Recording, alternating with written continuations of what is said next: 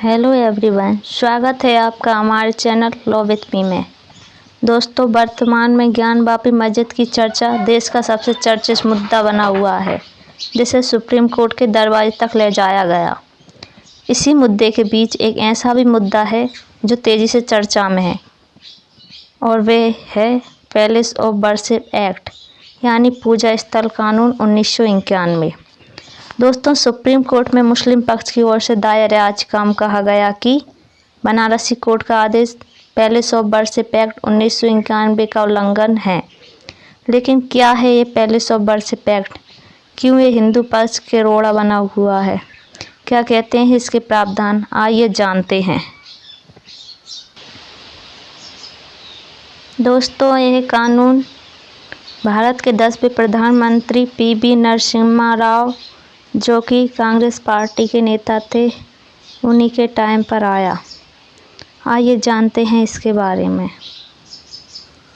भारत की संसद का एक अधिनियम है ये केंद्रीय कानून 18 सितंबर 1991 को पारित किया गया।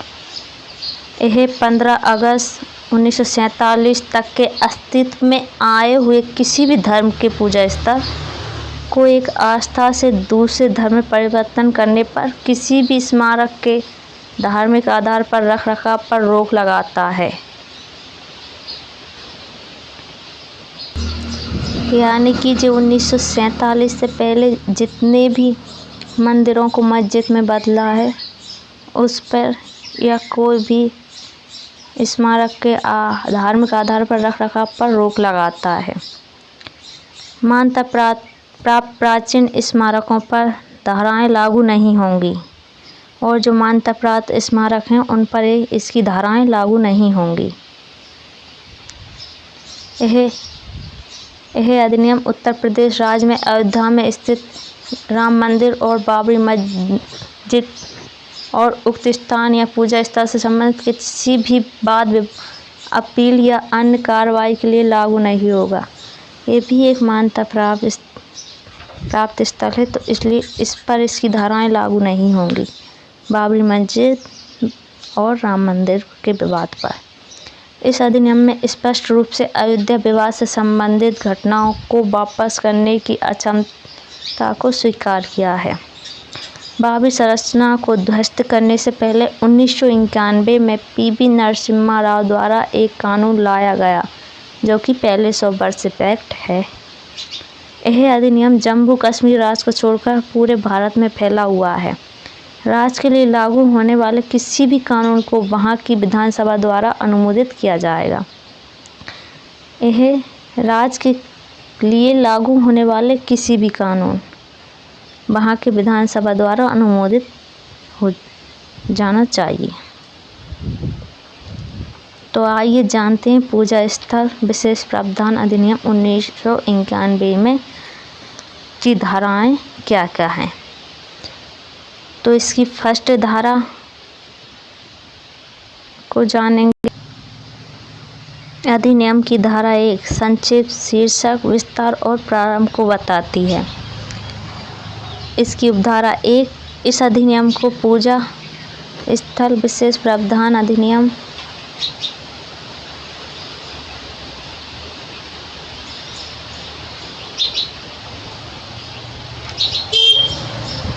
इस अधिनियम को पूजा स्थल विशेष प्रावधान अधिनियम। उपधारा 2 यह जम्मू कश्मीर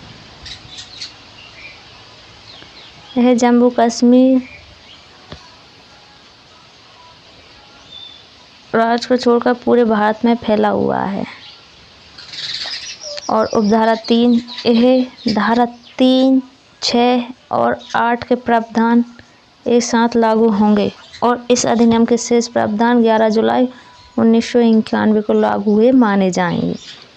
धारा 3, 6 और 8 के प्रावधानों के बारे में हम आगे पढ़ेंगे।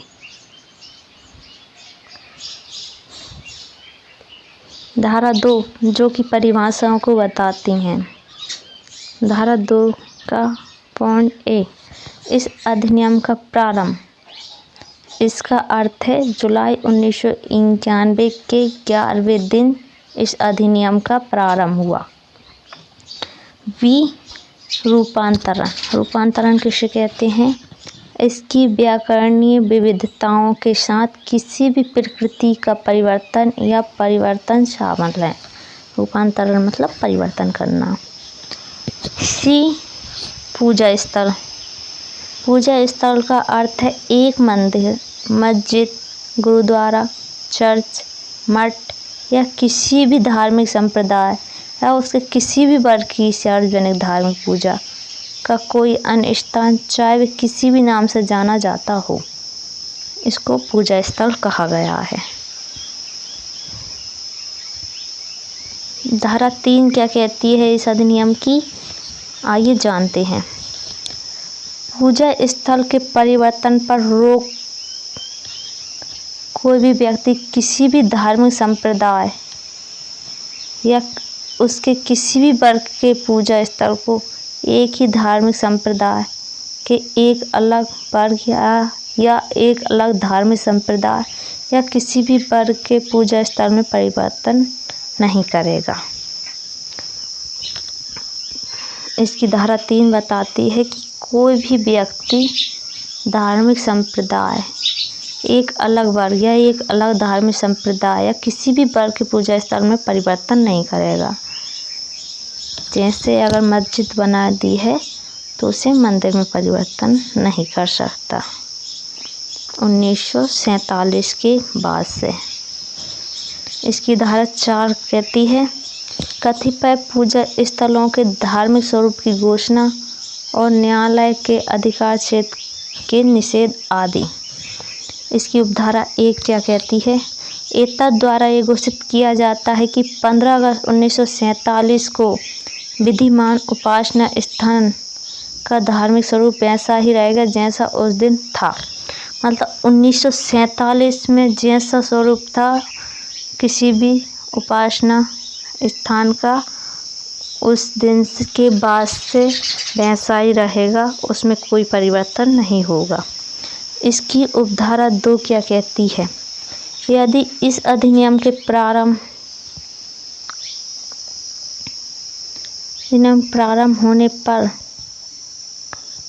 15 अगस्त 1947 को विद्यमान किसी पूजा स्थल के धार्मिक स्वरूप के परिवर्तन के संबंध में कोई वाद, अपील या अन्य कार्रवाई किसी न्यायालय, न्यायाधिकरण या अन्य के समक्ष लंबित या प्राधिकरण वही समाप्त हो जाएगा और ऐसे किसी मामले के संबंध में कोई मुकदमा, अपील या अन्य कार्रवाई किसी भी अदालत, न्यायाधिकरण या अन्य प्राधिकरण में शुरू होने पर या उसके बाद नहीं होगी। मतलब 1947 के बाद में यदि पूजा स्थल, धार्मिक स्थल में अगर बदलाव करते हैं तो इससे संबंधित कोई भी वाद विवाद नहीं होगा, ना कोई अपील कर सकता है, ना कोई न्यायालय जा सकता है, वो वहीं समाप्त हो जाएगा वो वाद या अपील। 15 अगस्त 1947 के बाद किसी ऐसे स्थान के धार्मिक स्वरूप में धर्मांतर हुआ है, इस अधिनियम के प्रारंभ होने के पर लंबित है। ऐसा वाद, अपील या अन्य कार्रवाई इसी प्रकार के कम नहीं होगी और ऐसा प्रत्येक वाद उपधारा 1 के प्रावधानों के अनुसार अपील या अन्य कार्रवाई का निपटारा किया जाएगा।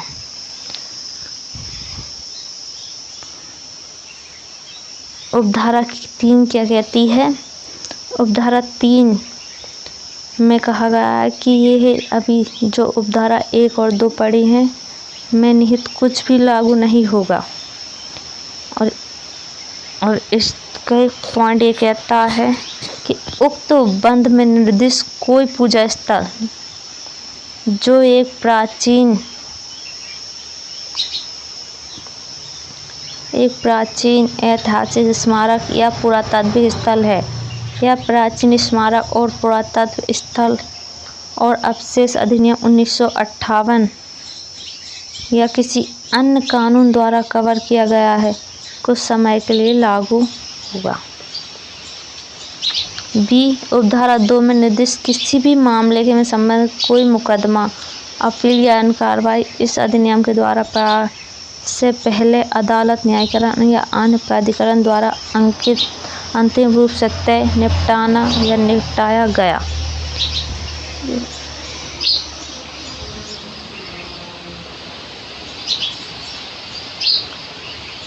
उक्त धारा की पॉइंट सी कहता है कि ऐसे प्रारंभ से पहले पक्षों द्वारा आपस में सुलझाए गए ऐसे किसी मामले के संबंध में कोई विवाद।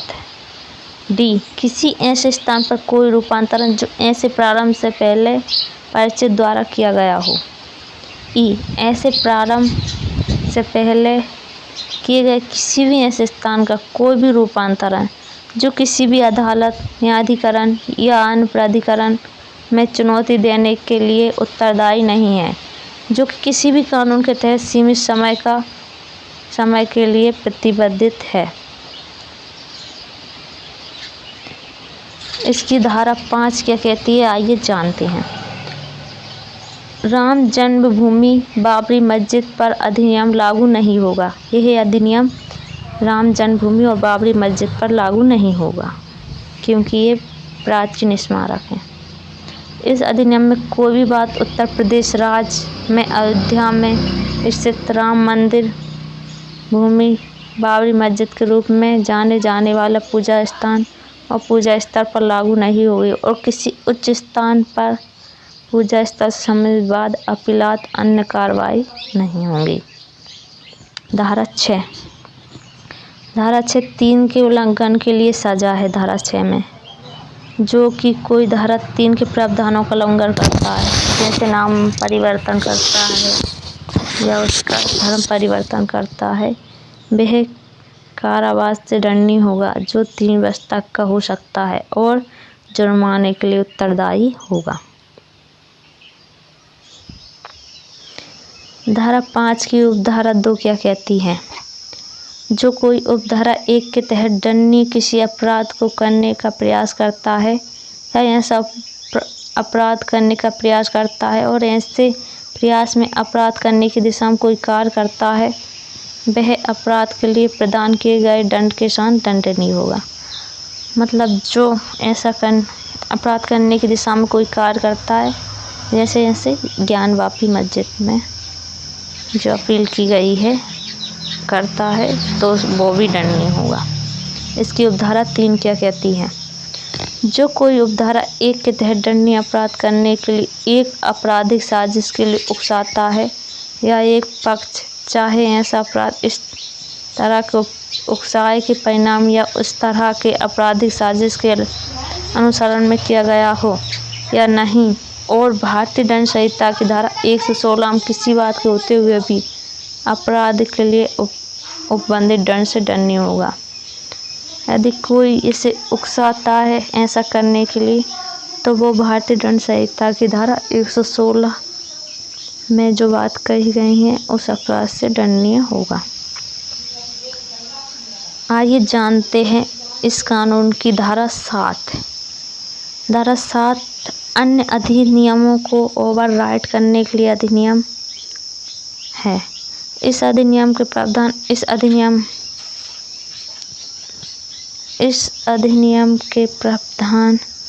अधिनियम के अलावा किसी अन्य कानून के आधार पर प्रभावी होने वाले किसी अन्य कानून या किसी अन्य उपकरण में निहित असंगत किसी भी चीज़ के बावजूद प्रभावी होंगे। और इसकी धारा 8 क्या कहती है?